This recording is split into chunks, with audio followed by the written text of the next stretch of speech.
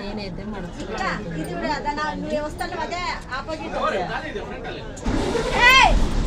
Bus start అయింది. చెనక్కాయలు అరటికాయలు తీసుకుపోతా అన్నాను. పోతానికి మా పాపకి చిప్స్, మా పాప అయితే మనుషులు ఉంది దానికి తీసుకొస్తామని పోతా అన్నాను. మా యొక్క అయితే పోయి వచ్చాను. ఇలా వెళ్తా అన్నాను, చూపిస్తాను నేను వచ్చేస్తాను. అందుకే గుడి వెళ్దామని చీకుడు కొనుక్కొని గుడి వెళ్దామని వెళ్తే మా పాపకైతే వెళ్తే బాగలేదని మాట్లాడుకొని వీడు నా చెల్లెల కొడుకు ఎంత బాగున్నావు అంటూ నేను ఎంత బాగున్నా అని చెప్తాను పెద్దమ్మ అని. ఎంత చిన్న నాకు ఎంత పెద్ద మాట మాట్లాడతాడు. గోయమ్మ పెద్దమ్మ కూతురు పొద్దున ఉప్మా చేసింటాడు. పప్పు చేస్తాను, సాంబార్ చేస్తాను. వాళ్ళ అమ్మకి ఏమంటే చాలా ఇష్టం, కొడుకు అంటే ఇంకా ఇష్టం.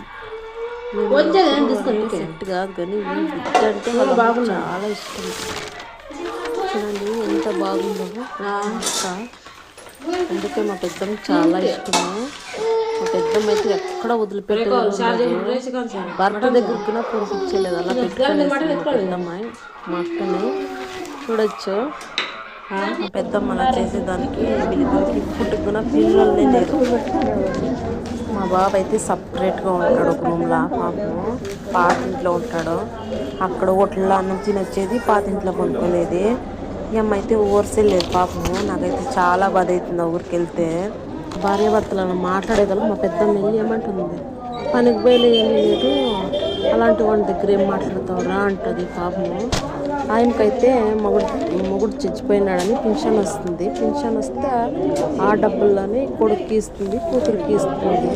మా బాబుకి అయితే ఇచ్చేయలేదు పాపము. మా బాబు అయితే పనికి పోయి సంపాదించుకుని హోటల్లో తింటాడు. నాకైతే చాలా బాధ అవుతుంది మా బాబుని చూస్తే. వీళ్ళైతే బిడ్డ పిల్లలు కానీ అల్లుడిని తీసుకుపోయి కరోనా పంపు పెట్టేసినారు. చూడాలి కాదు మా బాబాయ్. అలాంటి సంసారం ఎవరు చేయరు నాకు తెలిసి. మా బావ అయితే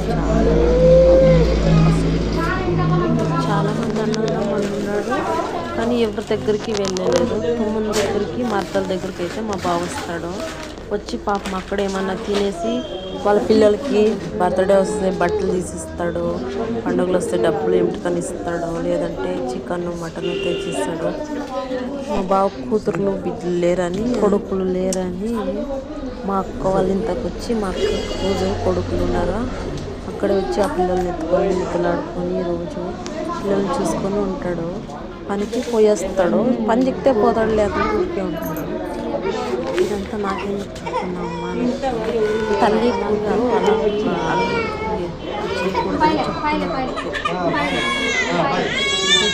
మార్గశిరలో పూజమ్మ గుడితో అని తాయితం పెట్టేసుకుందాం మా పాపకి. ఆ పాప అయితే మోసం అంటే టైప్ కట్టాలి. ఇప్పుడు వెళ్ళి టైప్ కట్టేసుకున్నాం. మేము ఎప్పుడైనా పిల్లలు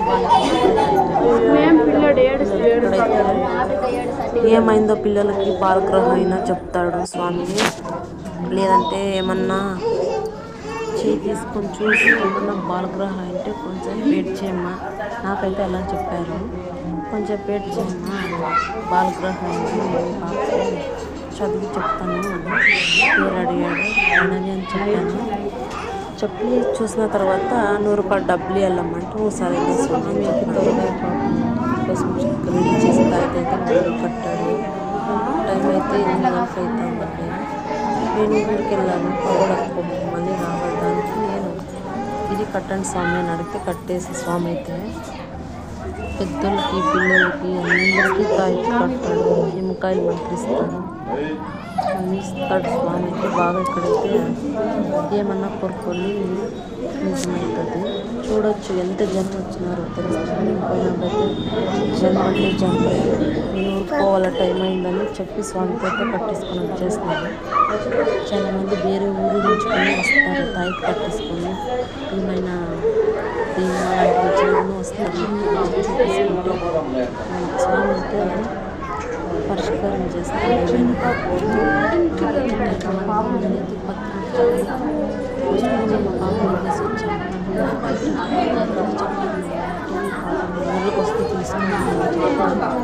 తీసుకొని పెట్టుకోందంట అంటే ప్లీజ్ లైక్ సబ్స్క్రైబ్ చేసుకోండి మా ఛానల్ అయితే. ఇలాంటి వీడియోస్ అయితే ఎప్పుడు వస్తూ ఉంటాయి. కొత్త వాళ్ళు ఎవరైనా